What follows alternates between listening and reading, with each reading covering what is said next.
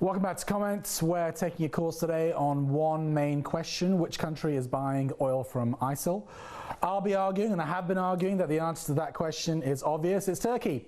And not only is Turkey keeping ISIL in business through oil sales, but more broadly, Ankara has been facilitating the rise of ISIL for years now by providing supply lines and routes across its border with Syria.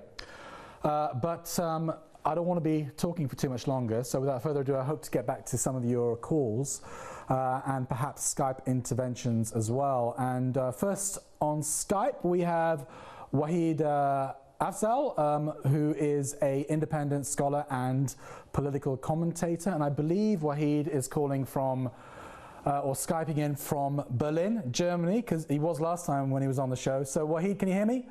I can hear you well. Can you hear me? Yes, I can. Nice to see you again, brother. Likewise. Salam alaikum. Alaikum salam wa rahmatullah. Wahid, I'm going to ask you a very general question. Just going to let you take, shoot the breeze, basically. What the heck's going on in Turkey and Syria? Well, I mean, it's a racket, isn't it? Turkey is siphoning off both Syrian and Iraqi oil, and have been for quite a while. At least, we started getting reports of this oil smuggling, late summer last year, and now the Russians have pretty much given the concrete proof of the fact.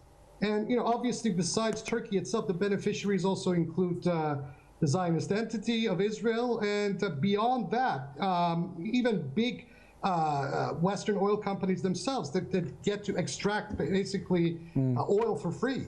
The corporate side of this also needs to be looked at. Wahid, I mean, has Turkey been rumbled now? Has Russia literally rumbled what they're doing? And will it force a change in their behavior?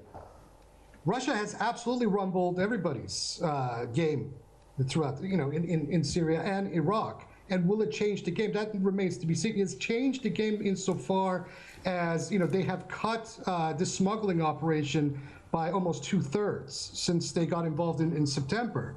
But with this invasion of northwestern Iraq now by the Turks, it sends an even more dangerous signal that we may be on the cusp of a complete shifting of the borders of the Middle East. That Turkey is basically now going for broke and wanting to annex parts of Iraq and ultimately Syria. But haven't Russia effectively stymied their project in northern Syria by their recent intervention?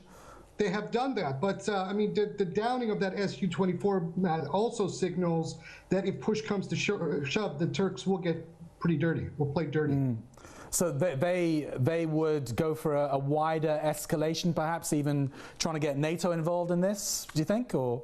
Well, as some of your other callers have indicated, I don't believe that Erdogan is doing anything rogue. All of these actions obviously have some kind of sanction from the United States itself. That it's just inconceivable to be otherwise. I mean, do you think that Turkey has a little bit of independence from the United? Are they a complete poodle in your estimation, or there is some of their interests don't completely coincide, do they? Well, we live in the age of mass surveillance, my friend. I mean, Edward Snowden pretty much proved that no such thing exists anymore. Yeah. The PRISM programs of the United States national security regime basically controls all of its allies. Yeah. And final question to you, Wahid, before I let you go. Sure.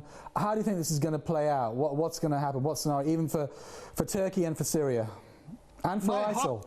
Well, my heart says that the Russians and Iran, Russia and its allies, Iran and Hezbollah, will ultimately, in the long haul, win this conflict. But we are headed for some real turbulence, at least in the next 18 months. Okay, thank you very much for that intervention there from Berlin in Germany. White House Afzal there, who's a scholar and political commentator. Now we go to the other side of the world, to Alex, who is in the United States. Our question tonight, just to remind everybody, is which country is buying oil from ISIL? If you could address that point, but I'm happy to take your wider points about the conflict in Syria and the geopolitical ramifications for the countries of the region. Alex, you're on the air. Go ahead. What's your point, please? Yes, good evening, your time. Today we had the congressional hearings about the ISIS oil in the U.S. Congress. And unfortunately, most of the Congress people, they do not get correct briefing. The briefing from Pentagon, they look so immature, like if we look at the map, we know that north of Iraq is controlled by ISIS. Northeast of Iraq, where a lot of oil fields is controlled by ISIS. So we know directly, we know from the satellite detailed pictures which the Department of Defense of Russia revealed to the world, that the oil goes to Turkey. And all of a sudden, entire media, even the British Telegraph, wrote the story about, yes, the Turkey cannot deny. They buy illegal oil, and they know about. It's not like they are smuggling this oil for 10 years or more before even ISIS exists. The oil is sold directly to Turkey, to the middlemen, and through Turkey, the oil is sold to all member countries of European Union. And it's very easy to find out, to do the trace. There are bank transactions. There are money to be transferred not only to ISIS in Syria or Iraq, but the money can go to the offshore account to buy weapons, to buy many other issues. Okay, Alex. Thanks for your call. Okay. I'm going to cut you short. I know you want to make another point, but I'm going to cut you short simply because I want to get as many callers in as possible. And we've got a Syria expert waiting online. Amal Waqaf. Amal is here in the UK. I know Amal Waqaf well. Nice to hear from you after a little bit of time. Welcome to the show, Amal. If I could just ask you directly, is Turkey buying oil from ISIL? Well, good evening, Roshan. Good evening. It's good to hear from you as well, and thanks for the opportunity. Yes, I believe it's now universally, a truth universally acknowledged, so to speak, that Turkey is the main destination for the oil that Daesh is extracting from Syrian and Iraqi oil fields. And it's basically working, we understand, as a two-way logistical haven for Daesh, either providing them with resources, money, and men, weaponry, whatever, or being a backyard to do some commercial deals for them in order for them also to gain some money. Amal, what do you make of Erdogan's denials? I mean, he's called this speculation and slander. He's challenged Putin and others to bring forward the evidence. He's saying that there is no official Turkish involvement in this. What do you make of that? Well, let me tell you something, Roshan, that I know very well. Because prior to me coming to England, between the years 1999 and 2001, I worked in the oil fields in Syria myself. Now, the oil fields are connected to the mainland, the other parts of Syria, the refineries and so on, via pipelines. In that sense, everybody has been saying, for example, that the Syrian state, Erdogan has been accusing the Syrian state of buying oil from Daesh. If that was the case, Daesh wouldn't need so many tankers. They could easily pump the oil coming from Syria and from Iraq through previously established, well-connected actually, since the IPC, since the Iraqi Petroleum Company in the mid-20th century, network of pipelines. They could easily pump oil in that. The reason for the tankers that are being now bombed left, right, and center by either the Russians or the Western coalition airplanes is actually they need to take the oil to destinations that were not identified before, which is basically Turkey, because all the oil from the Iraqi oil fields, from the Syrian oil fields, is destined either for internal consumption in Syria or for export through Tartus on the Mediterranean, which is in Syria. So basically, the mere existence of tankers tells you that this is not going to conventional places, and obviously there is only going to be Turkey. Amar, tell me, I mean, how does the existence of ISIL benefit Turkey? Well, Turkey, first of all, I wouldn't say Turkey would benefit much, or they see it as a huge benefit for them, apart from the fact that they destabilize the Syrian state, and Turkey has some interest in certain parts of the Syrian state, and a definite interest in bringing down the current Syrian government. Apart from that, I wouldn't say that ISIS or Daesh is a very beneficial, but what Turkey realizes is that Daesh doesn't see the Turkish state as a priority. So they are willing to deal with them and to foster them a little bit in order to use them in their fight as a tool to fight the Syrian state. But they are also at the same time sure that ISIS or Daesh doesn't see Turkey as the next step, but actually some other Arabic regime. And there's a bit of a, tacit acknowledgement between the two parts that no one is going to hit the other. It's an incredibly dangerous game, isn't it, to have any kind of relationship with these terrorist groups. But Amar, final question to you. I mean, how do you see the future of ISIL? Is this group going to expand its territory? Is it going to continue wreaking havoc across the region, or will it eventually die out? Well, as long as the Gulf areas and the Turks allow it to grow, so to speak. I mean, let me give you another example. In Kuwait, for example, a few weeks back, there was a cell that was discovered by the Kuwaiti intelligence that was supplying weaponry to Daesh. And the main reason why they were discovered is that they were trying to supply manpads, air defense systems that are shoulder air defense systems. And that is some sort of a red line by the Americans and by the Western Alliance. And so this cell was basically exposed. But how many other cells are there? So as long as these cells operate freely, as long as the charity work is allowed to go through banks, through the financial system, to foster Daesh, this is going to still be a problem. Otherwise, and then you have also the ideological issue. These people think that they are winning because God is content with their way of worship, their way of clothing, and their way of bearding, and not because the CIAs and the MI6s of the world are helping them with weaponry training and all the money that is coming from the Gulf. So that is some sort of an ideology but at the end of the day, people will wake up and realize that this is not going to help anyone. But unfortunately, just like we saw in Afghanistan, it would still have a lot of traces. Yeah. Thank you very much, Amar, there in the UK. Syria expert Amar Wakaf for that intervention. God is not on their side. The Islam that I know, that I practice, is not the Islam that they practice. And, this Takfiri ideology is something that is alien, has been alien to Islam all throughout its history. It's pure extremism. It's condemned by the vast majority of both Sunni and Shia scholars and ordinary Muslims all over the world. So why they would think that God is on their side is really, really beyond me. It's some kind of psychosis. Ali is in London and is our next caller. A reminder to everyone tonight, which country is buying oil from ISIL? That's our question. Ali, the airtime is yours. Go ahead, please.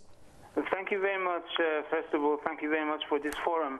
And the PressTV, I think, is doing a great job, because being a TV station under so much scrutiny by the Western and the Europeans is providing, or it has to provide, the most accurate news in comparison to BBC or the Fox News, both of which are not really answerable to anyone.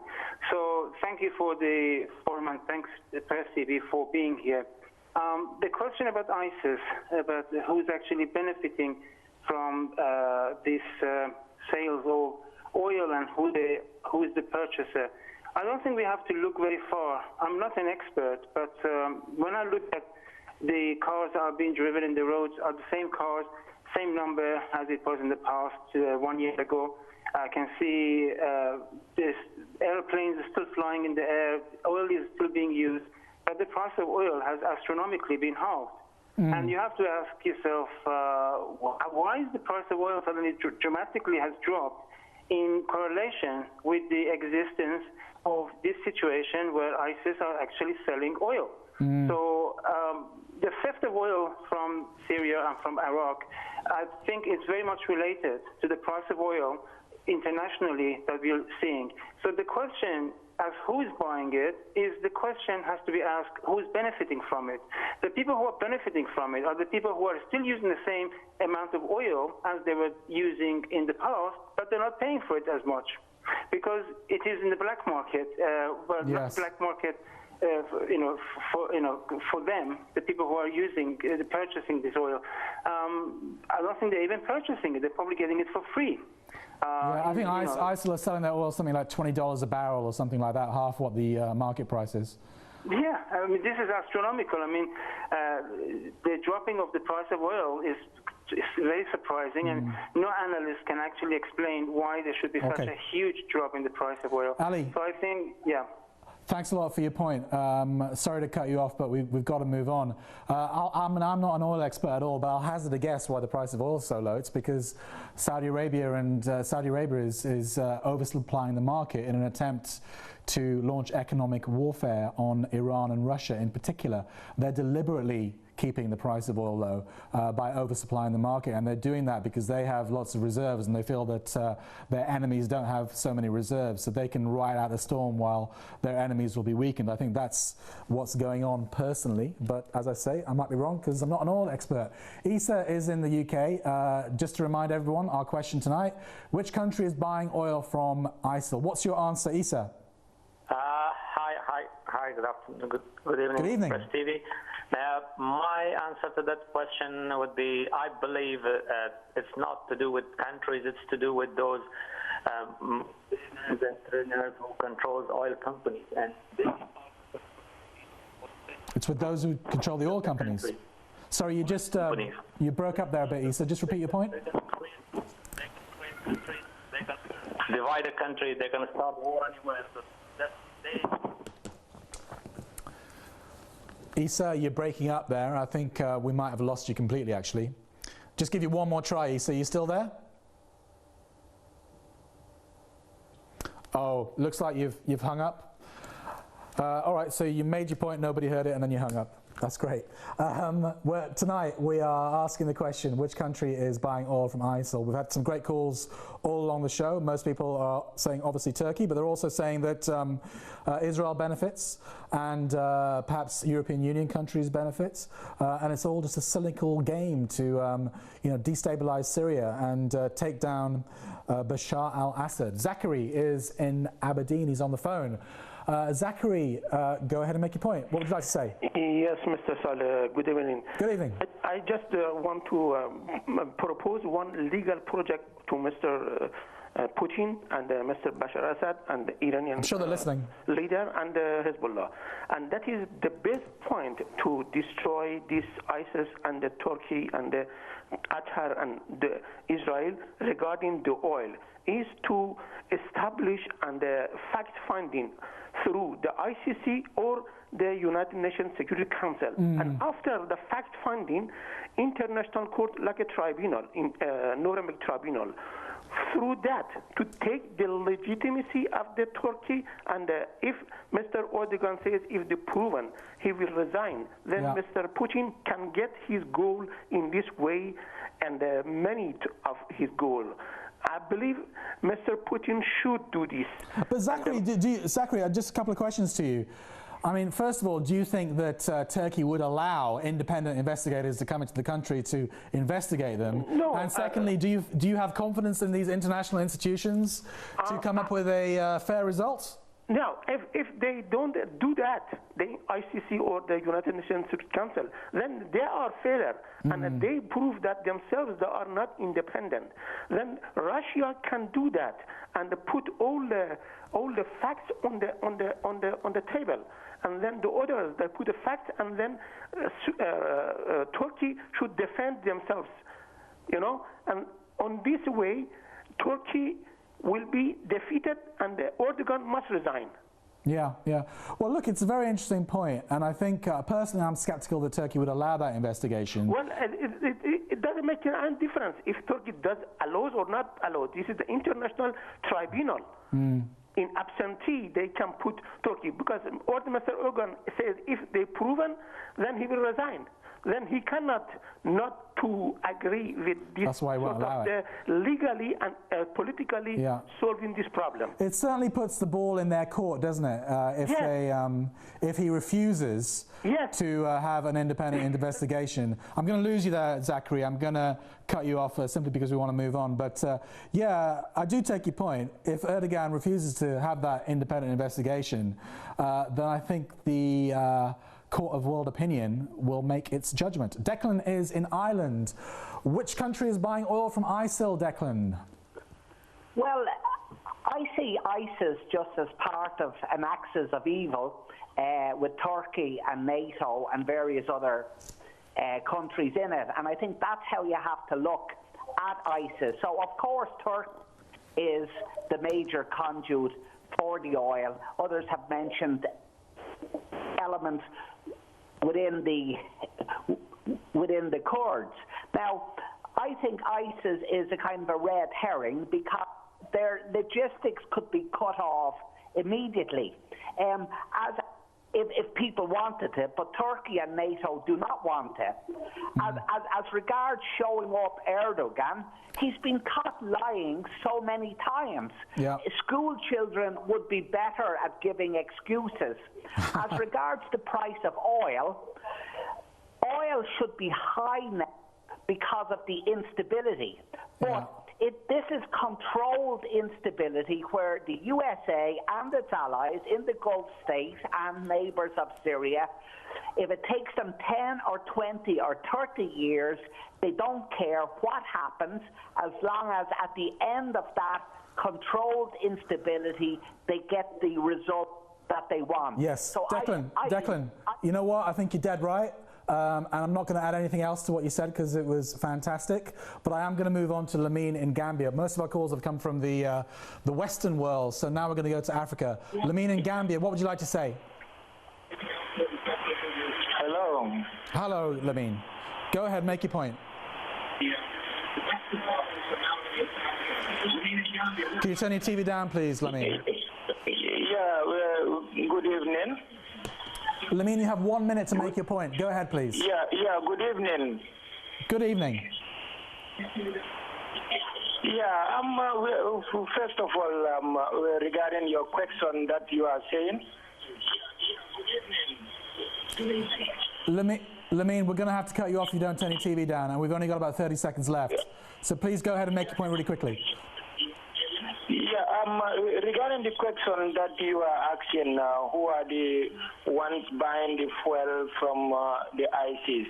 Yeah, one can see to it that it is the world powers, as well as it is like they are not doing justice to the world. By the end of the day, if you go through the recent G20 summit that was held in Turkey, Russian President Vladimir Putin have pointed out to the world. Lamine, I'm going to have to cut you off. I really wanted to stay with you, but we just run out of time. That's all we've got time for today. George Galloway will be back here on Comment Live at the same time next week to take all your calls on the burning issues of the day, whatever they may be. But that's all from me, Roshan Muhammad Salih. Continue the discussion, please, on Twitter at comment_PressTV. Stay tuned to PressTV for the news. Bye-bye. Can you spell your name for me? Yeah, I know. You redirect me to the phone number and then we can call you back. Can I have your telephone number? So then the call me back to make sure television volume is turned down to 0.